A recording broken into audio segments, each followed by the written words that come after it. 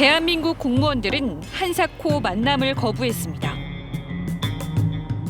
뭐 뵙고 설명드리고 하는 건 좋은데 그냥 바쁘기도 하고 거짓말 아니고 바쁘고 좀 이해 좀 해주세요.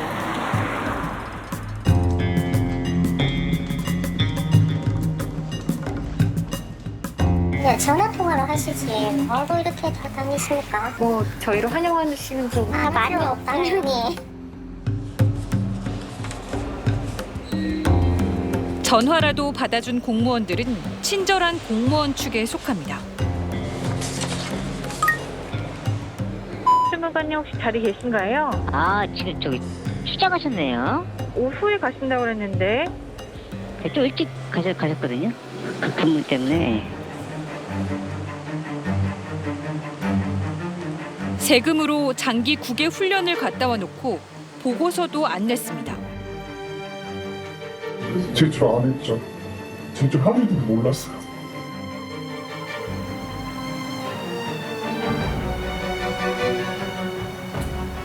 제출한 보고서를 분석해봤더니 표절이 무더기로 나왔습니다. 논문은 아니고 보고서거든요. 표절은 아니잖아요. 누가 안 보니까 그러는 거 아니에요? 아니 누가 안 보니까 그러는 거예요. 가능하죠 그런 게.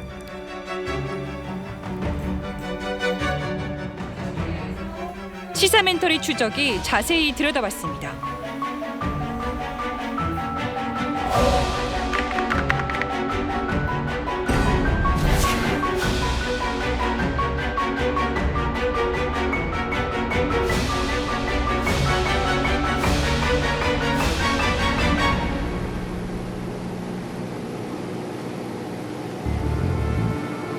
코로나19로 하늘길이 막혔던 최근 2년 동안에도 공무원들의 하늘길은 열려 있었습니다.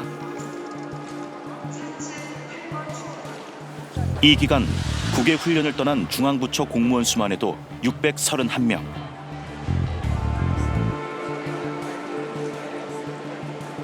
최근 5년 동안 장기 국외 훈련을 다녀온 공무원은 중앙부처와 지방자치단체를 합해 2,000명 정도.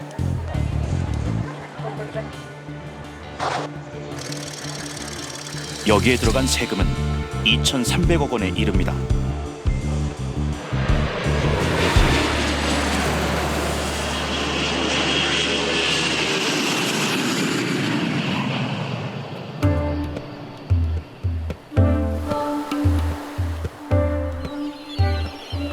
코로나19가 기승을 부리던 지난해 강원도 공무원 3명은 하와이로 떠났습니다. It is a risky time to be traveling right now.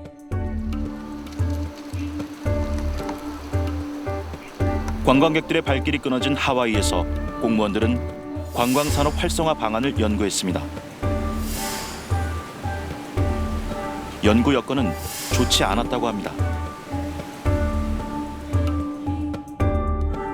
학교가 거의 폐쇄되다시피 해서 도서관을 이용을 못했죠, 아예.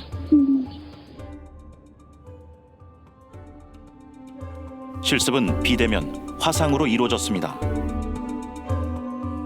실기도 저희가 인터뷰로 하고 이런 식으로. 세 사람에게 들어간 훈련비는 약 2억 원. 귀국한 지 1년이 다 됐지만 연구 보고서를 볼 수는 없습니다. 아직도 심의 중이기 때문입니다.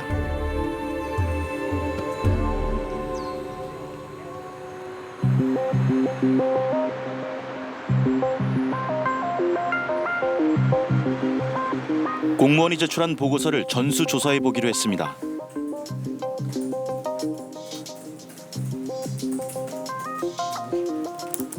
중앙부처 50여 곳과 전국 지자체 243곳에 정보 공개를 청구했습니다.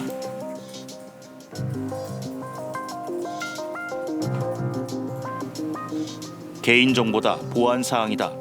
갖가지 이유를 달아 공개를 거부하기도 했고 핵심 정보들을 가리고 일부만 공개하는 경우도 있었습니다.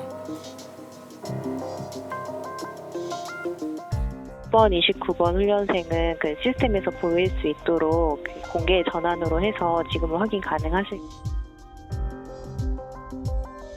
요분들은 지금 이제 검색하시면 아마 보이실 거고요.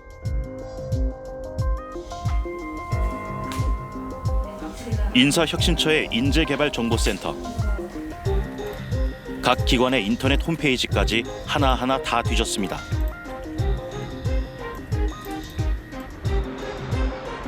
꼬박 5달 걸려 모은 보고서는 1,800건이 넘었습니다.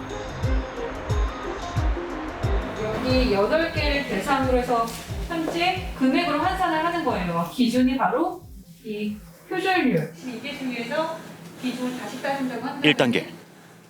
표절 검사기를 이용해 단순 표절률을 살펴봤습니다.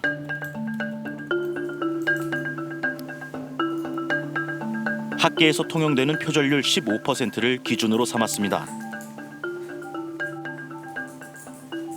비교 대상이 되는 문서와 동일한 문장을 추려내고 관용어, 법령, 인용과 출처 표기 문장은 표절에서 제외했습니다.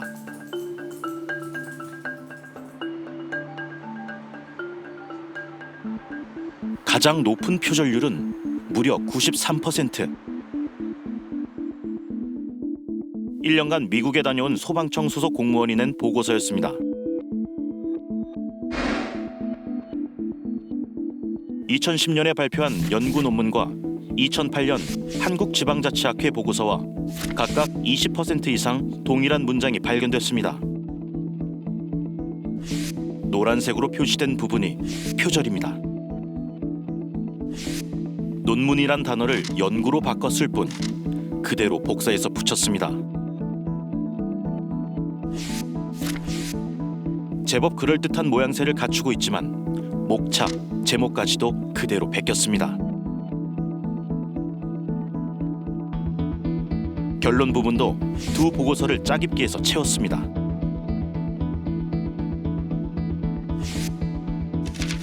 본인의 말대로 학문적 가치를 충분히 지니고 있는 보고서인지 의문입니다.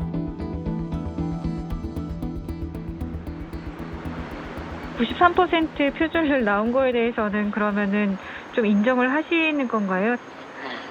그런 틈이 없었어요. 저도 신나고는 썼는데 그 당시 분위기도 그렇고 만약에 사전에 그게 필터링이 되거나 하셨으면 뭐 그렇게까지는 안 됐을 건데. 세금 7천만 원을 쓸 가치가 있는 걸까?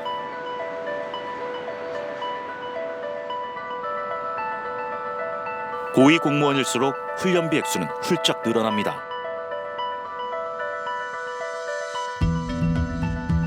미국으로 직무훈련을 떠난 부산의 한 3급 공무원은 혼자서 2억 원이 넘는 훈련비를 지원받았습니다. 생활준비금과 귀국 이전비에 여기에 3급 이상 공무원들에겐 월 500달러의 직무훈련 보조비가 추가됩니다.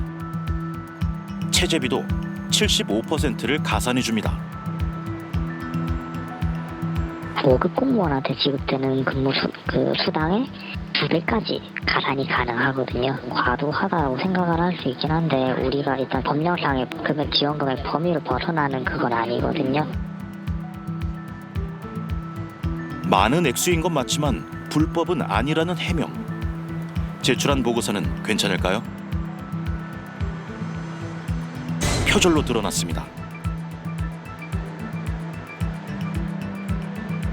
당사자는 논문이 아니라 보고서일 뿐이라며 억울함을 호소합니다.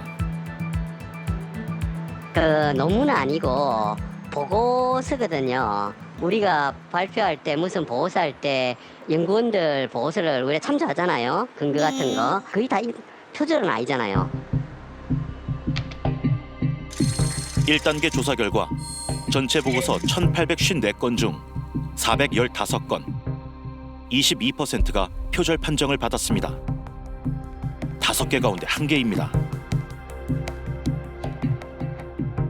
표절이라는 건 이건 당연히 인정할 수 없는, 또 학계에서는 거의 도적질에 가까운 거기 때문에 해서는 절대 안 되죠. 그 국민의 세금으로 이렇게 공무원이 그걸 한다?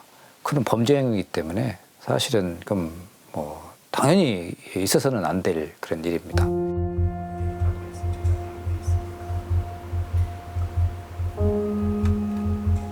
그런데 5명 중 1명만 표절을 저질렀을까? 나머지 4명에게 들어간 세금은 제 역할을 한 것일까? 서울교대 윤리교육과 이인재 교수 연구팀과 함께 2단계 정밀 분석에 들어갔습니다.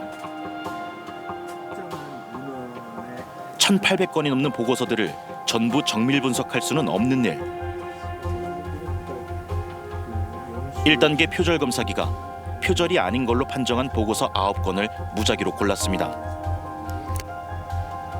결과는 연구진을 충격에 빠뜨렸습니다. 9건 가운데 무려 7건이 표절로 밝혀진 겁니다.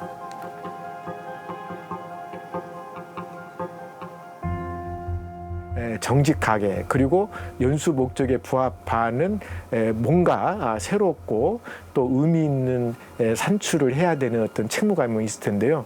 제가 봤던 몇 건의 보고서 중에서는 연수 목적 달성을 위해서 연구자가 과연 고민을 했는가라는 의구심이 들 정도로 새로운 것을 얻을 수 있는 기회를 놓쳤다는 점에서 상당히 의아하게 생각했습니다.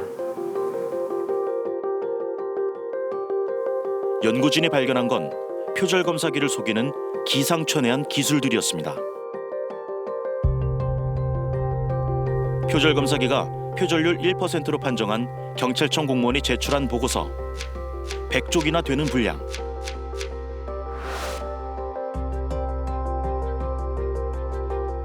다른 보고서들과 달리 인용 출처 표기도 잘 지켰습니다.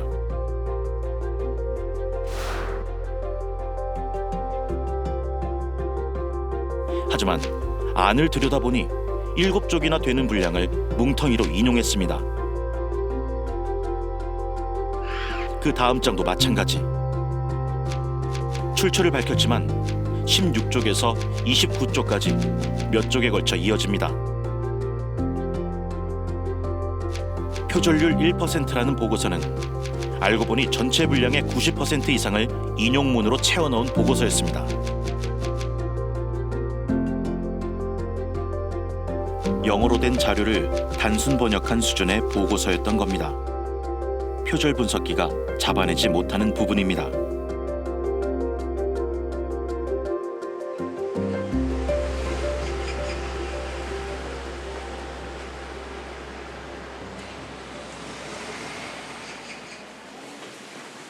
죄송한데 다시 통화 좀 해주실 수 없나요? 저희 번호를 아예 안 받으셔가지고. 30분 일찍 교대하고 퇴근했다는 대답이었습니다. 어렵게 연결된 당사자와의 통화.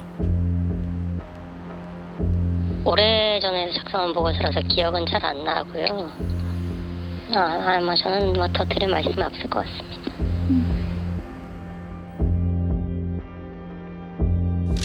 표절 검사기를 거꾸로 피해간 경우도 발견됐습니다. 표절 검사기가 표절률 2%라고 판정한 영문 보고서. 2013년 한국무역협회에서 발행한 보고서와 비교해봤습니다.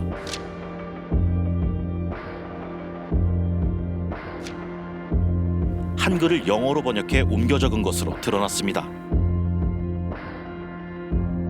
내용도 똑같고 그래프도 그대로 갖다가 붙였습니다. 이렇게 무더기로 갖다 붙여놓고 출처 표시에서는 이 보고서만 쏙 뺐습니다. 고의성이 의심되는 부분입니다. 번역은 제대로 됐을까? 자동 번역기를 돌린 듯한 흔적들이 발견됐습니다. 원문에는 수의 분야라고 적혀 있습니다.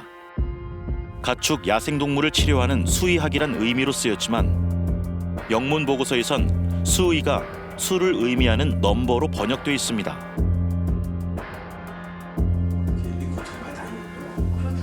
미국 장기 훈련에 선발된 대한민국 공무원이 이 정도 영어를 틀릴 수 있을까? 누가 안 보니까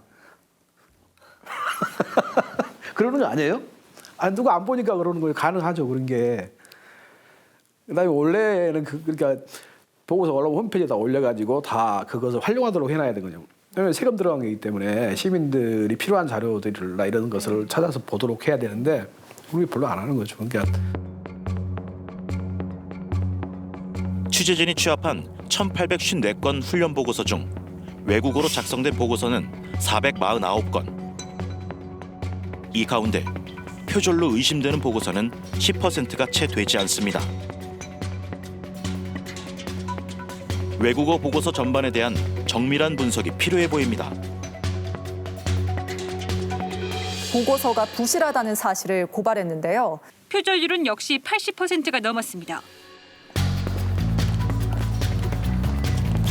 KBS가 표절 문제를 제기할 때마다 관계기관은 매번 시정을 약속했습니다. 전문적인 학술 연구자는 아니다 보니까 왜 표절을 하면 안 되는지, 왜 보고서 쓸 때 출처를 표시해야 되는지 사전적인 교육이 좀 부족했다 보니까 표절 교육도 충분히 시켰고 표절 검사 시스템도 도입해 시정했다고 합니다. 시스템 어떻게 돌아가는지는 아시죠? 이게 약간 시스템 기가 막힌 게 심지어 논문 제목도 이게 6단어가 일치를 하면 다 표절로 잡아버려요.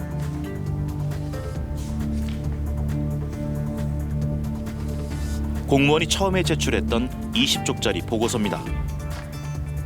표절률은 무려 84%. 통상적인 표절 판정 기준인 15%보다 무려 5배나 높았습니다. 표지와 목차를 제외하곤 직접 쓴 문장을 찾기 힘들 정도였습니다. 그런 부분이 수정이 되면서 표절률이 좀 떨어지지 않았을까 싶더라고요. 84%였던 표절률은 2%로 놀랄 만큼 줄었습니다. 독창적인 창작물이라 볼만한 수준입니다. 정말 그럴까? 수정 전과 수정 후의 보고서를 비교해봤습니다. 표절률이 떨어진 이유를 한눈에 알 수 있었습니다. 첫 문단부터 인류는 지구로, 극심함은 심각함으로, 이상 기후는 기후 변화로 뜻이 비슷한 단어로 바꿔치기 하는 장면이 끝없이 반복됩니다. 이런 수법이 결론 부분까지 이어집니다.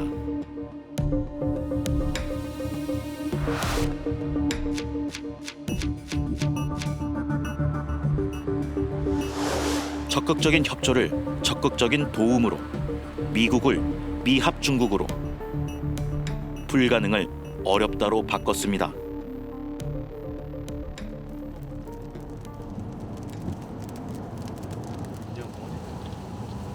아무리 봐도 표절 검사기를 속인 것 같은데 당사자 얘기를 들어보기로 했습니다. 기후 변화?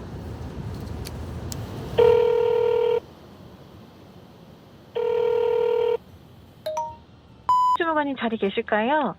아, 지금 협의 때문에 1층 미팅룸 가셨는데 한 20분쯤 뒤에 전화 주시겠어요? 아, 네네, 알겠습니다.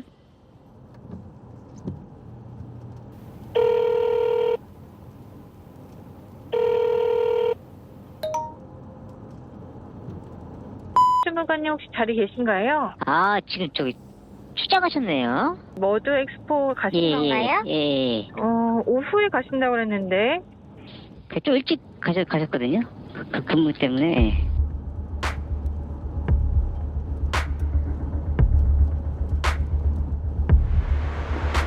미리 연락을 하고 갔는데 하루 종일 만날 수가 없었습니다.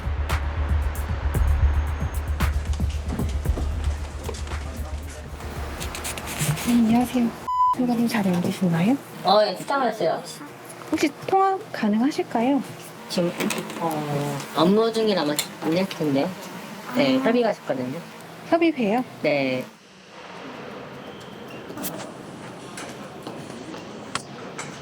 국외 훈련 담당자도 몹시 난감한 표정을 지었습니다. 이 부분에 대한 부분은 저희가 어쨌든 간 얘기는 듣긴 해야 되는데 또 담당자분께서는 이 내용에 대해서는 혹시 모르시는 것 같긴 해서 윤리적인 부분이다 보니까 네, 그 부분은 저도 담당자인 저도 1년 동안 미국에서 훈련받는 데 들어간 세금은 7천만 원. 20쪽짜리 보고서 한 장당 350만 원인 아주 값비싼 보고서였습니다.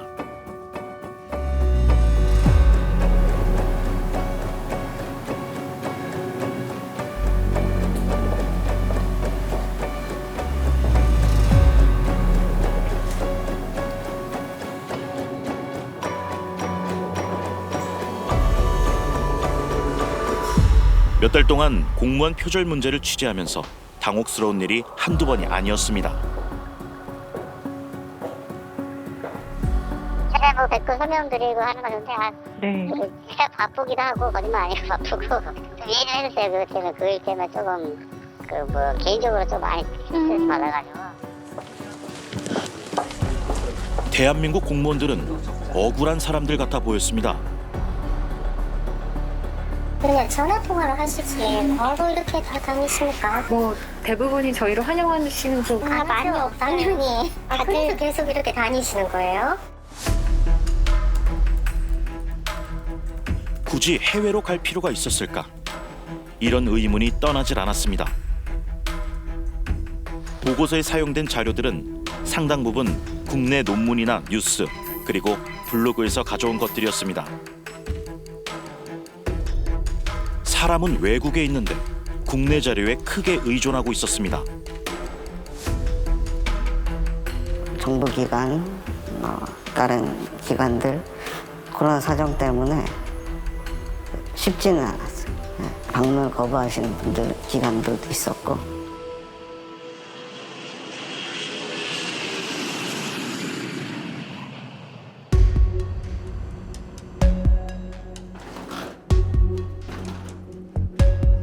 공무원들은 해외 나가서 무엇을 하고 있는 걸까? 국외훈련 공무원들의 절반이 간다는 미국으로 따라가 봤습니다.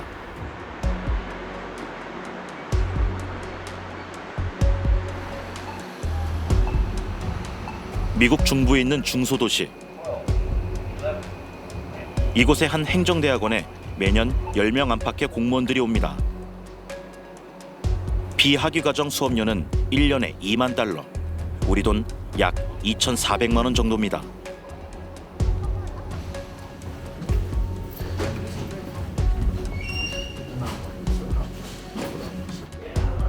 한국 공무원들의 흔적은 쉽게 찾을 수 있었습니다.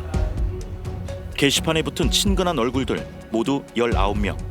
한 명도 빠짐없이 한국인이었습니다. 이 과정을 개설한 대학 담당자도 한국인이었습니다. 미리 이메일을 보내고 찾아갔지만 아무런 답장이 없었습니다. 옆 사무실에 물어보는 수밖에 없었습니다.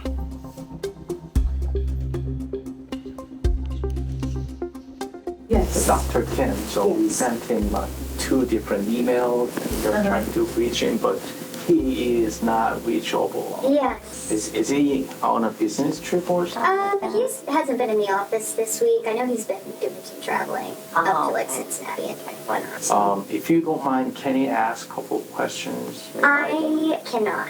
I'm so sorry. That's fine. Yeah, I can. But.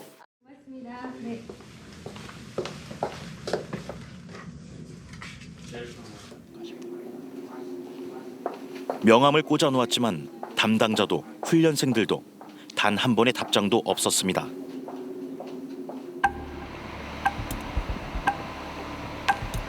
작년에 여기에 다녔다는 공무원과 어렵게 통화가 됐습니다.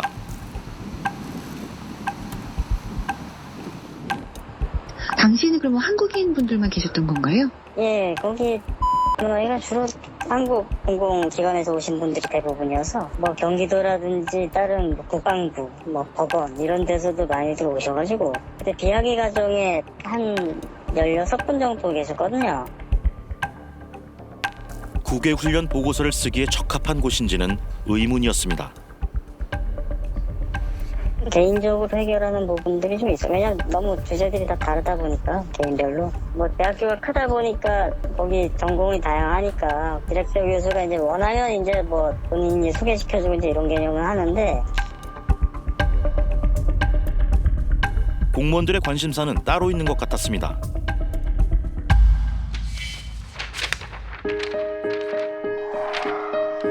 국외훈련 결과 보고서를 취합해 분석한 결과 미국과 영국, 캐나다 등 영어권 국가로의 쏠림 현상이 해마다 심해지고 있습니다. 편한 건 없었고요.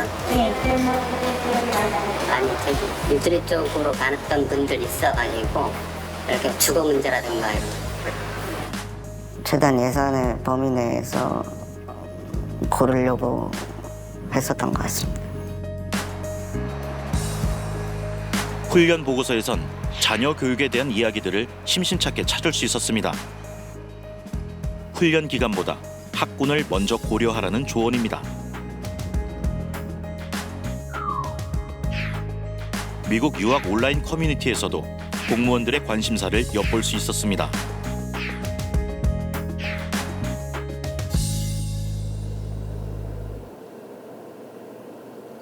한국 공무원들이 많이 살고 있다는 동네. 초등학교, 중학교가 차로 10분 거리에 모여 있다고 합니다.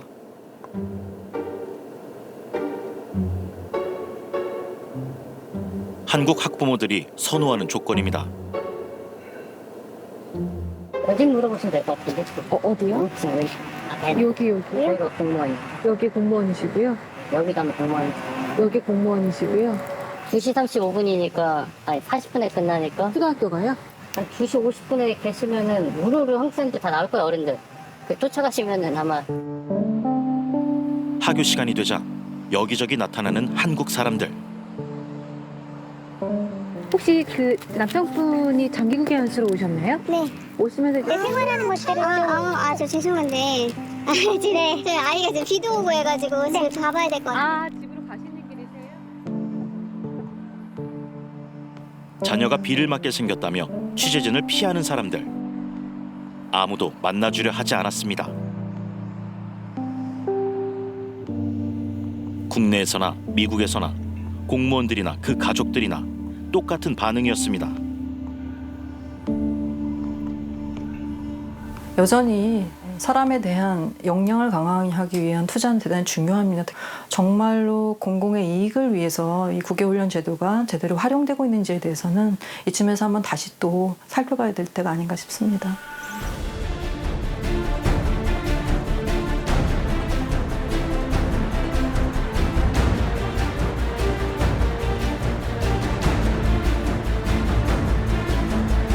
나란 일에 도움이 된다면 지난 5년여간 국외 훈련비 2,300억 원이 아깝지 않을 겁니다. 중간 보고와 결과 보고에 대해서 좀 엄밀하게 좀 검토를 해야 할 것 같고요. 투명하게 정보를 공개하다 보면 그 내용을 보면서 이게 실질적으로 우리가 정말 활용할 수 있는 내용인가, 이 직무와 관련해서 공공의 이익을 위해서 이걸 활용할 수 있는 내용인가라는 게 판단이 되겠고요.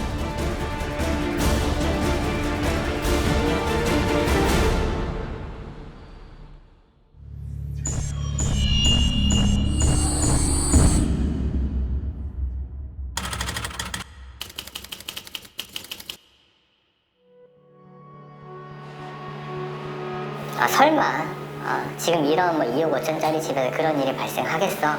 라는 생각으로 나중에 생각하니까 그게 수상한 부분이었던 거죠. 피해자는 대부분 20, 30대 청년들. 수법은 갈수록 교묘해지고 있습니다. 그러면서 이제 판단 능력이 마비가 됩니다. 무갭전세 사기를 피하는 방법은 없을까?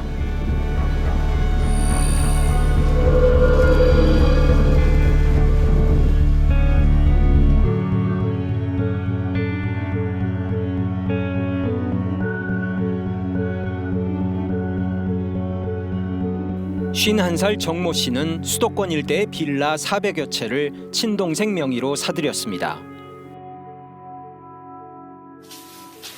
세입자로부터 전세 보증금을 받아 그 돈으로 빌라를 사들이는 이른바 동시진행 수법이었습니다. 정 씨를 검거한 경찰은 깜짝 놀랐습니다. 빌라 400여 채를 소유한 거물인 줄 알았는데 그게 아니었습니다. 처음부터 이 임차 보증 계약 기간이 끝나더라도 정상적으로 임차 보증금을 줄 계획이나 능력이 없었습니다.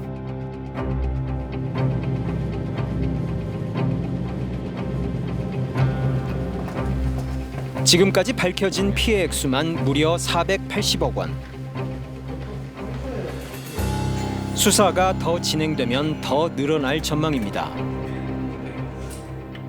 정 씨와 일당들이 경찰에 붙잡히면서 무갭전세 사기의 수법들이 하나하나 드러나고 있습니다.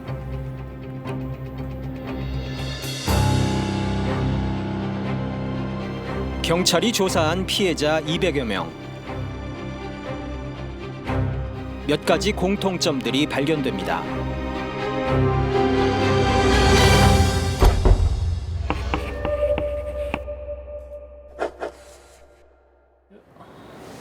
안녕하세요. 사기는 거의 대부분 신축 빌라를 대상으로 이루어졌습니다. 신축 빌라였으니까 굉장히 깨끗했고요. 집도 너무 좋았고. 분양 대행 세력이 개입하고 있는 것으로 경찰은 파악하고 있습니다.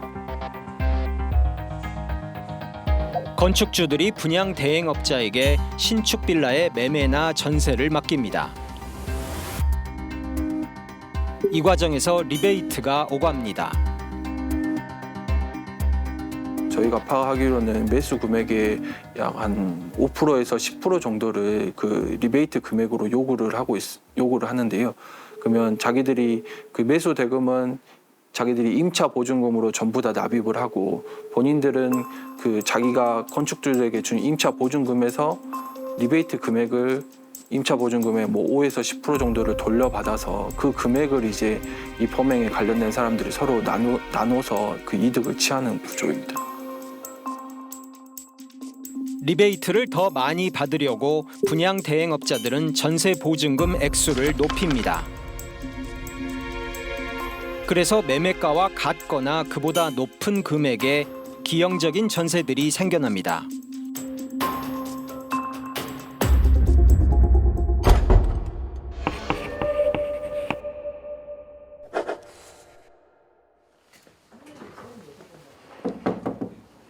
그렇다면 피해자들은 자신의 전세 보증금이 주변 시세보다 터무니없이 높다는 것을 몰랐을까? 만약에 공시 가격이 있거나 적정 가격이 옵순이 돼 있다. 그러면 그런 일을 할 수가 없습니다. 그렇기 때문에 아파트에 있어서는 거의 있을 수가 없습니다. 공정 가격을 누구나 알기 때문에. 그러나 빌라는 모르죠. 빌라마다 각각 특색이 있으니까 모릅니다.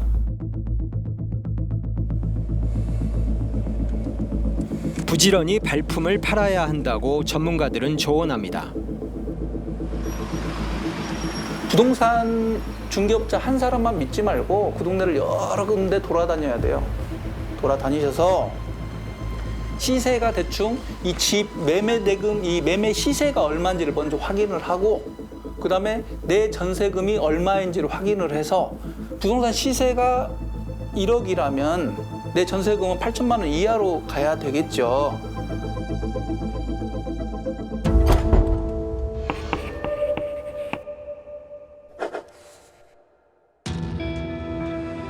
또 다른 공통점은 전세 계약 중에도 후에도 집주인 얼굴을 본 적이 없다는 점입니다. 계약은 대리인과 맺었습니다. 집주인과 사실 계약을 하는 게 맞는 건데 집주인 없이 다른 대리인과 또 했던 것도 나중에 생각하니까 그게 수상한 부분이었던 거죠. 왜 대리인이 오셨냐? 여기 주인이 오셔야 되는 거 아니야? 했더니 요즘 다 이렇게 해요 라고 얘기를 하셨고요. 서류상 집주인은 진짜 집주인이 아닙니다. 외관상으로는 이제 수백 원대 부동산 재력가처럼 보이지만 실제 본인 재산은 거의 없었습니다. 당시에 뭐 경제적으로 어려움도 겪고 있었던 것으로 보여서 리베이트 금액 몇백만 원을 받기 위해서 이 범행에 가담한 것 같습니다. 노숙자들을 집주인으로 만들어 놓은 경우까지 적발됐습니다. 400건 중 20건이나 됐습니다. 노숙자 같은 사람 명의를 이제 돈을 주고 자기가 사와서 자기 실제로는 부동산 거래를 매도를 하지 않았는데 이 사람에게 매수를 한 것처럼 부동산 소유권 이전을 전부 다 시켜버렸습니다. 자기가 받아내야 될 임차 보증금을 회피하거나 아니면 자기가 내야 될 이 부동산의 세금 같은 거를 회피하기 위해서 노숙자에게 이렇게 명의를 이전시킨 거는 이번 수사로 밝혀진 거는 이번이 처음인 걸로 알고 있습니다.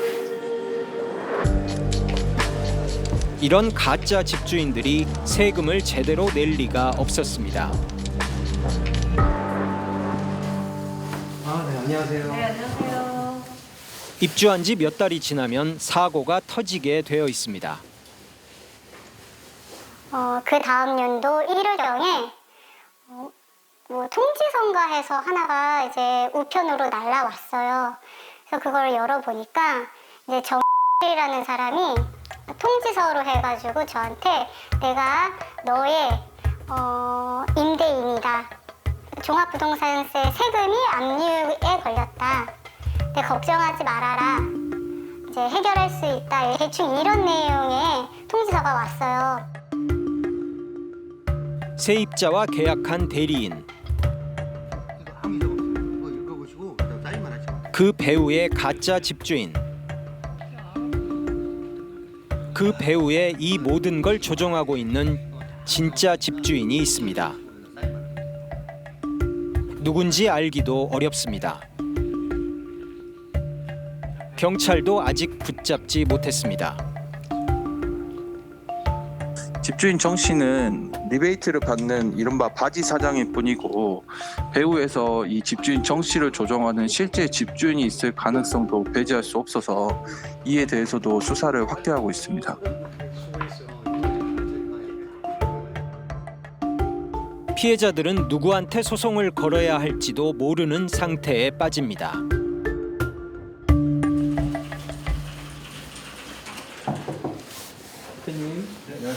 2년 전세 계약이 끝난 빌라에서 아직도 나오지 못하고 있는 피해자. 답답한 마음에 정 씨의 빌라를 판 건축주에게 소송을 거는 궁여지책까지 쓰고 있습니다. 정의는 이기겠지라고 생각은 하고 있는데 내려놨습니다 사실. 근데 아무것도 안 하면은 그냥 정말 아무것도 할 수가 없고 아무것도 안 되고 그리고 때는 돈을 받을 수 없다는 걸 알고 무조건 경매를 통해서만 집을 낙찰을 받아서 살아야 되는데 또 그렇게 또 이어가기가 싫은 거죠.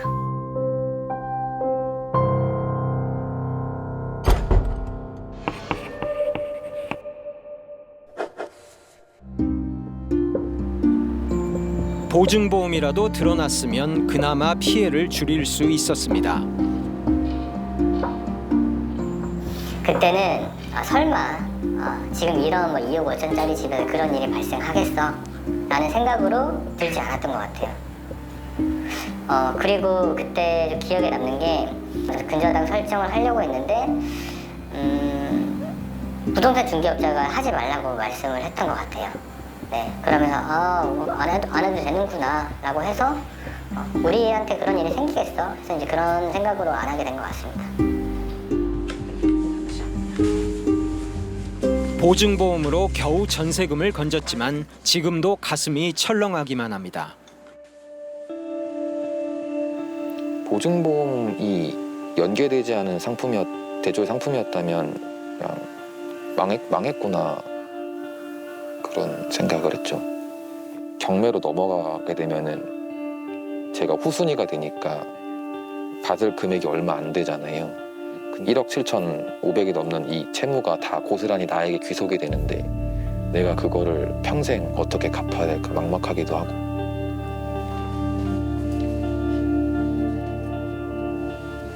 보증보험을 통해 전세금을 환급받은 이들은 모두 200여 명.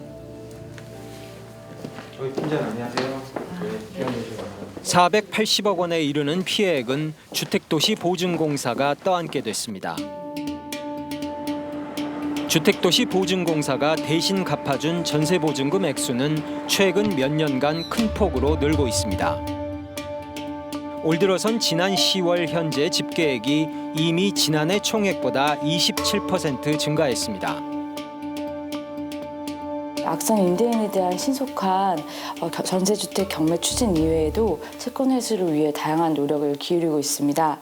그래서 행정정보들을 활용해 재산조사 및 채권 보정 조치를 실시하고 있고 전세주택을 강제 관리하고 전세사기 의심자에 대해서 형사 고발 조치를 취하고 있습니다.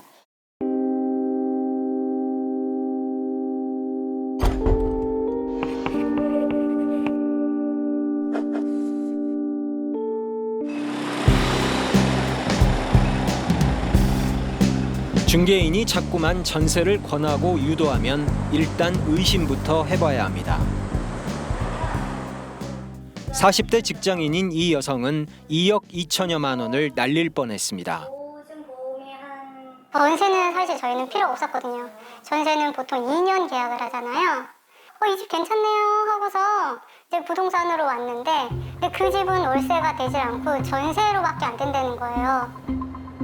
그러면서 하는 말이 전세를 하시더라도 저희가 다 빼주겠다. 중개인의 제안은 달콤했습니다. 다 합쳐서 해도 몇백만 원 부족하다 했더니 이분이 저한테 그럼 자기네들가 좀 돈을 보조를 해주겠다고 이런 식으로 얘기를 했었어요. 그래도 손해보시는 거 아니시냐 그랬더니 그냥 저희가 좀 손해를 좀 보죠 뭐 이런 식으로 얘기해서 저한테 600을 보조를 해주셨어요. 의심을 할 거나 이랬으면 제가 이렇게 그러니까 시간적인 거나 마음적으로 이제 손해를 보지 않았겠죠. 안녕하세요. 이 30대 남성도 지원금의 유혹을 이기지 못했습니다. 지금 내고 있는 월세 수준으로 대출 이자를 맞춰주겠다. 300만 원을 지원해주겠다며 전세 대출을 유도했습니다. 기존에 살던 월세집은 월 세액 45만 원에 그다음에 관리비 5만 원에서 월 50만 원이 나갔는데 이제 자기네가 보여준 신축은 1억 8,500만 원인데 제가 대출을 받게 되면은 매달 나가게 되는 그 이자 금액이 있잖아요. 그럼 그 이자 금액이 제가 기존에 납부하던 월 세액보다 많이 높으니까 그 부분을 자기네가 메꿔주면은 너가 충분히 이사할 수 있지 않겠느냐 라는 조건을 제시를 해왔던 거죠. 더 좋은 집이 있다는 말에 월세에서 전세로 넘어가고 말았습니다. 처음에 저희는 월세로 이제 들어가려고 월세 집을 알아보다가 사실 그 부동산 쪽에서 사실 월세비를 낼 바에는 그러니까 월세 금액과 그 대출금 이자와 비슷한 집을 가는 게 훨씬 좋을 것 같다고 해서 이제 전세집을 또 보다가 이제 지금 이 집을 들어갔던 겁니다. 물론 이제 신축 빌라였으니까 굉장히 깨끗했고요. 집도 너무 좋았고. 지금 돌이켜보면 교묘한 함정에 빠진 기분입니다. 별로 거기서 살고 싶지 않은 집을 저희한테 보여줬어요. 그래서 저는 이런 집을 원하지 않는다. 그랬더니 그러면 새 집을 보여주겠다고 해가지고 갔는데 그 새 집을 들어가니까 이제 그 전에 너무 후진 거를 보고 새 집으로 가니까 그 집이 마음에 드는 거예요. 어느 정도 마음에 들었으니까 그 집을 보여달라고 간 거잖아요. 그러면 나름대로 자기도 준비를 합니다. 등기부터 띄워보고 나름대로 준비를 해요. 이거 말고 다른 좋은 게 있다라고 딱 소개를 시켜주면 지금까지 제가 자기가 준비해왔던 게 싸그리 무시되고 새로 시작하는 거잖아요. 그러면서 이제 판단 능력이 마비가 됩니다.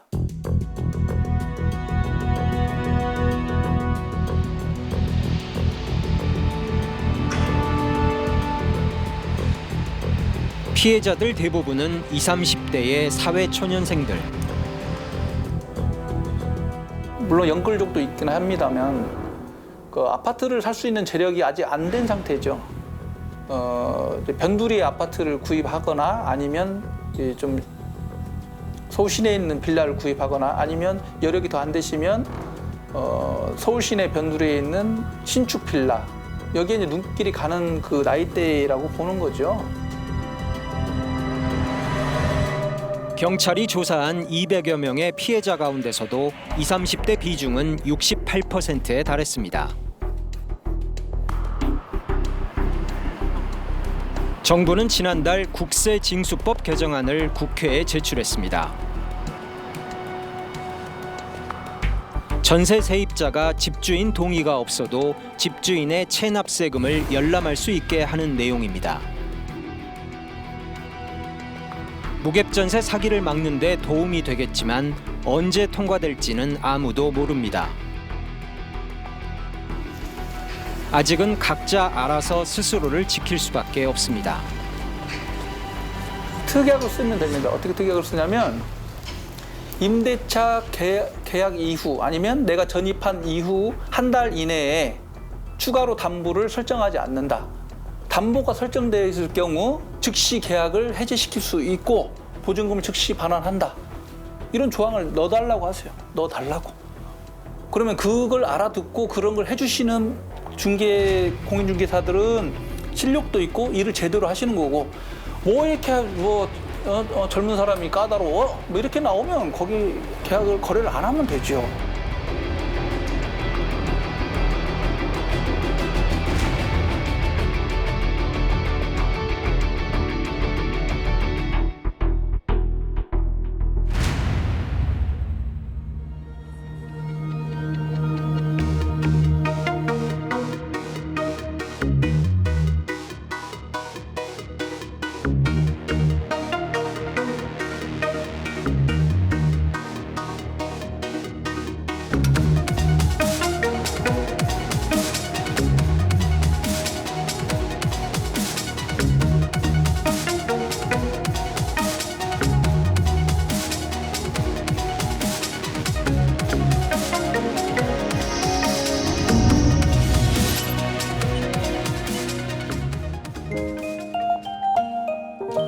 KBS